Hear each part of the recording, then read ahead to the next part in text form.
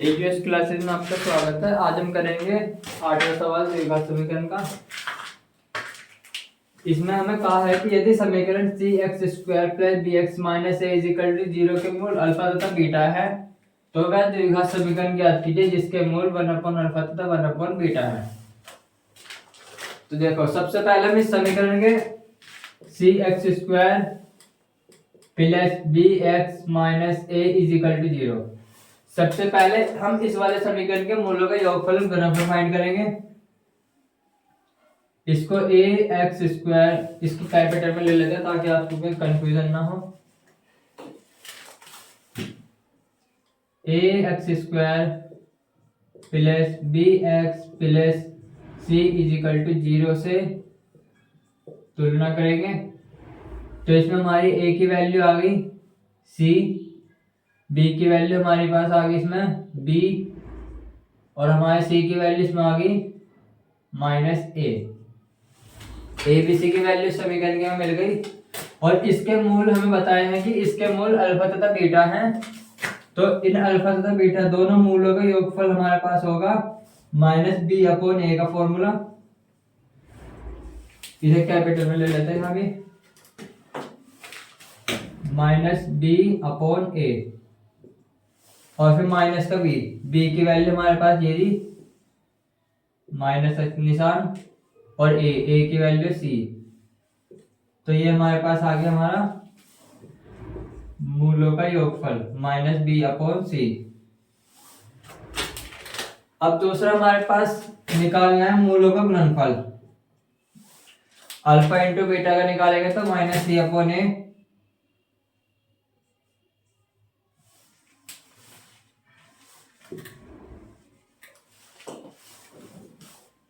गुणनफल निकालेंगे c/a। c की वैल्यू हमारे पास दी हुई है -a की वैल्यू हमारे पास c, तो गुणनफल आ गया -a/c। ये हमारे पास मूलों के योगफल आ गए, गुणनफल आ गया। अब हम इस वाले के निकालेंगे क्योंकि हमें अभी ये वाले समीकरण ज्ञात करनी जिसके मूल 1/अल्फा तथा 1/बीटा है। तो हम इस वाले समीकरण के मूलों का योगफल निकालेंगे। इन दोनों मूलों का योगफल करेंगे, इसका एलसीएम ले लेंगे अल्फा बीटा, और फिर ये ऊपर चला जाएगा, एलसीएम लेगा, अल्फा से अल्फा कट जाएगा, बीटा और प्लस अल्फा बचेगा। अब इसमें सिंपल हमारे पास अल्फा प्लस बीटा मूलों के योगफल का लगा लेंगे। मूलों का योगफल हमने निकाला था -b/c, और मूलों का गुणनफल हमने निकाला -a/c। देखो, अब यहां से ही माइनस से माइनस कट जाएगा और c से ही c कट जाएगा, तो हमारे पास बचा है b/a।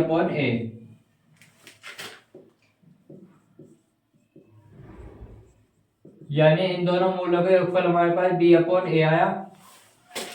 अब इन दोनों का गुणनफल भी निकालेंगे ऐसे ही, 1/अल्फा इंटू 1/बीटा, तो 1/अल्फा बीटा।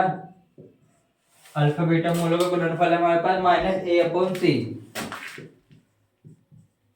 ये इधर जाकर पलट जाएगा, ऊपर जाकर c/a हो जाएगा, माइनस का निशान।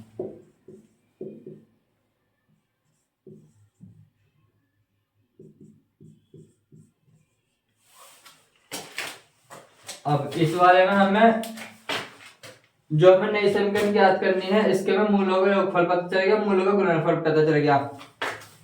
अब फॉर्मूला रख देंगे x² - मूलों का योगफल। मूलों का योगफल हमारे पास ये रहा b/a इंटू x, मूलों का गुणनफल हमारे पास ये रहा c/a = 0। इसको बस सॉल्व करेंगे थोड़ा सा, और एलसीएम ले देंगे a का, तो ax² आ जाएगा -bx, और ये प्लस माइनस माइनस हो जाएगा, तो c = 0। ये हमारा आंसर।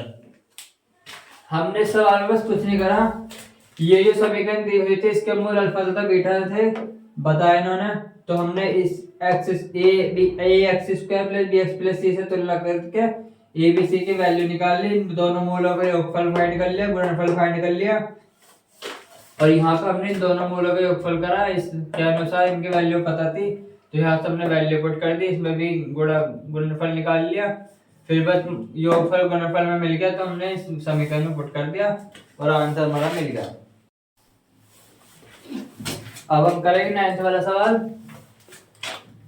इस सवाल में हमें से कहा है कि यदि समीकरण m square minus 3x² plus 3mx plus 3m+1 is equal to 0 के मूल एक दूसरे के व्युत्क्रम हो तो m का मान ज्ञात कीजिए। इस समीकरण के मूल एक दूसरे के व्युत्क्रम है, मतलब कि जो हमारे मूलों का गुणनफल c/a जो है वो हमारा 1 है। मूल एक दूसरे के व्युत्क्रम का मतलब है कि मूलों का गुणनफल जो है हमारे 1 है, दोनों मूलों के अगर हम मल्टीप्लाई करेंगे तो उसकी वैल्यू हमारी 1 आएगी।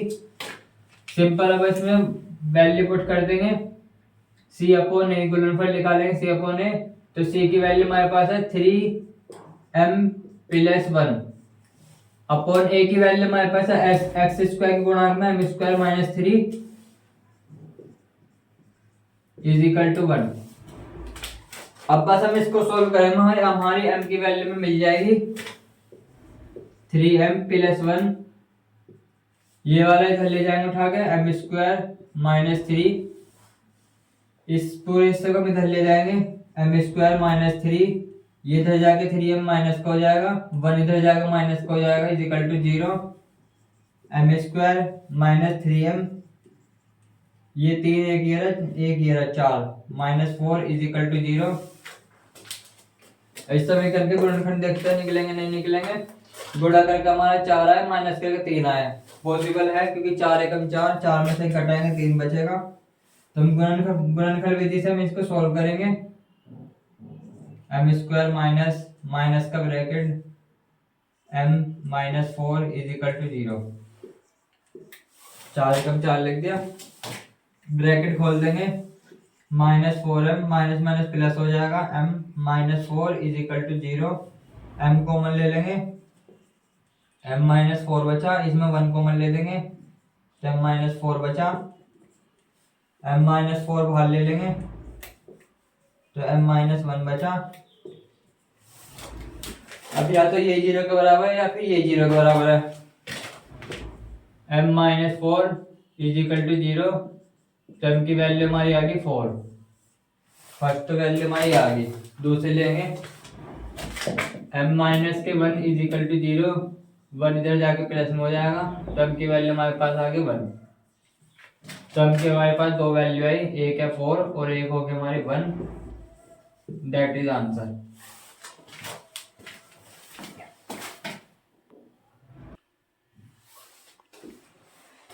अब हम इसका 10वां सवाल करेंगे।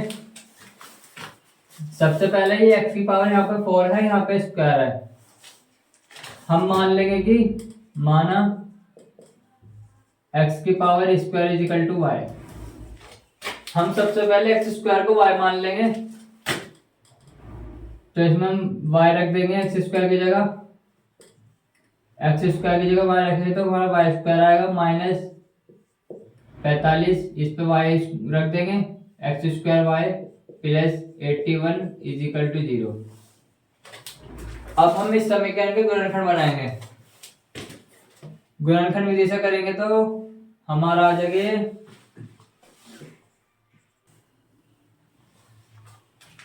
गुणनखंड बना के देखेंगे 36 निम्मा। यदि हम 36 निम्मा ले तो 9 छक्के 9 54, 5 9 9 27, 27 और 5 हमारा हो गया 32, 3 से 24 आ गया हमारा, यानी कि 36 निम्मा हमारा बन जाएगा। तो हम इसको 4y² प्लस का निशान y plus 81 is equal to 0, यहाँ पे 36 यहाँ पे 9 ले लेंगे, तो 4y² माइनस 36y ब्रैकेट खोल देंगे, -9y plus 81 is equal to 0, इसमें हम 4 कॉमन ले लेंगे, y भी कॉमन ले लेंगे, बचा हमारे पास यहाँ पे y माइनस 4×9 = 36, 9y बचा 9, इसमें से हम 9 कॉमन ले लेंगे, हमारे यहाँ पास बचा y माइनस और 9 कॉमन ले लेंगे, 9 बचा = 0। y-9 कॉमन आ गया, तो y-9 हम कॉमन ले लेंगे, तो यहाँ पे बचा हमारे पास 4y-9 = 0। इस वाले को 0 के बराबर रखेंगे, y-9 = 0, तो y की वैल्यू हमारे पास आएगी 9। इस वाले को रखेंगे 0 के बराबर, तो यहाँ पे हमारे पास 4y-9 इधर चला जाएगा और y = 9/4।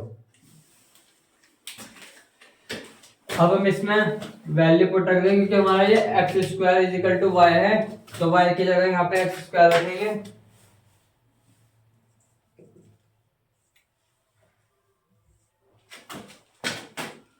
x² रखेंगे y की जगह, x² = 9, तो x की वैल्यू हमारे पास आ गई, इस पर अंडर रूट चढ़ जाएगा, तो x की वैल्यू हमारे पास आ गई +-3। अब ऐसे इस वाले को सॉल्व करेंगे, y = 9/4, तो y की वैल्यू यहाँ पे x² रख देंगे, x = अंडर रूट चढ़ जाएगा इस पे भी, तो x की वैल्यू हमारे पास आ जाएगी, 9 का अंडर रूट हो गया 3, 4 का हो गया 2, +-2, यानी हमारे x की वैल्यू आ गई, एक तो ये वाली आई है +-3, दूसरी आई हमारे पास +-3/2। That is answer. इसको आप चाहे तो सीधे धाराचारी विधि से भी सॉल्व कर सकते हैं।